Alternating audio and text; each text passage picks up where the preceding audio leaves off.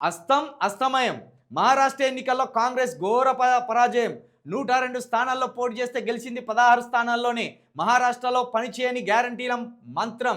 తెలంగాణ సరిహద్దుగా ఉన్న నియోజకవర్గాల్లోనూ ఎదురుదెబ్బ. మహారాష్ట్రలో కాంగ్రెస్ సీట్లు 3 అంకెలు దాటి 34 ఏళ్లు. జార్ఖండ్లోనూ అస్థానికి అవే కష్టాలు. 30 నియోజకవర్గాల్లో పోటీ చేస్తే 16 స్థానాల్లోనే గెలుపు. 2 రాష్ట్రాల్లోనూ ప్రాంతీయ పార్టీల కంటే తక్కువ ఓట్లు. కొద్ది రోజుల క్రితమే హర్యానాలో ఎదురుదెబ్బ.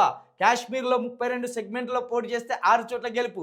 దేశంలో క్రమంగా తగ్గుతున్న కాంగ్రెస్ చరిష్మా. 10 ఏళ్ల క్రితమే ఆగమైపోయింది కాంగ్రెస్ పార్టీ. ఇంకా చరిష్మా ఎక్కడిది, దానికి దిక్కు దివాన్ ఎక్కడిది. మాటలు కోటలు దాటాయి కానీ పనులు గడప దాటవు అన్నట్టుగానే తయారైంది భారత జాతీయ కాంగ్రెస్ పరిస్థితి. త్వరలో దేశాన్ని ఏలబోతున్నామని చెప్పుకొని తిరుగుతున్న ఏ రాష్ట్రంలోనూ కాంగ్రెస్కు పెద్దగా ఆదరణ లభించడం లేదు. భవిష్యత్ అంతా కాంగ్రెస్ పార్టీదే అని చెప్పుకుంటున్న వర్తమానం మాత్రం అంతకంత వరస్ట్గా తయారవుతున్నది మాత్రం సత్యం. పలు రాష్ట్రాల అసెంబ్లీ ఎన్నికలు దీన్ని స్పష్టం చేస్తున్నాయి. కాంగ్రెస్ పార్టీ గ్రాఫ్ క్రమక్రమంగా ఏ స్థాయికి దిగజారిందో ఒక రాష్ట్రం తర్వాత మరొక రాష్ట్రం కళ్ళకు కడుతుంది. ఇప్పుడు మహారాష్ట్ర, జార్ఖండ్ ఎన్నికలు కూడా అదే స్పష్టం చేశాయి.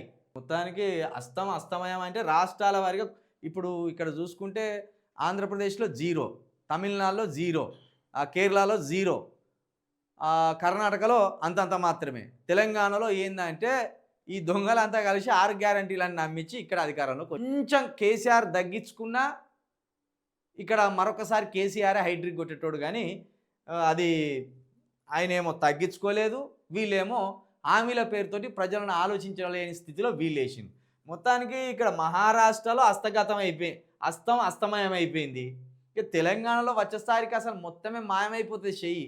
చెయ్యి పువ్వు 2 మాయమైపోతాయి చూడు.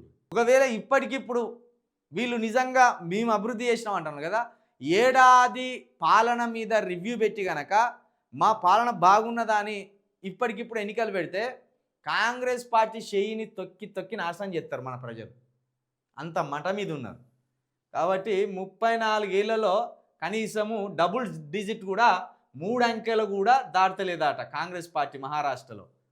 ఇట్లున్నది కాంగ్రెస్ పార్టీ. అస్తమయం అయిపోయిందట. ఘోర పరాజయమే మరి మహారాష్ట్రలో.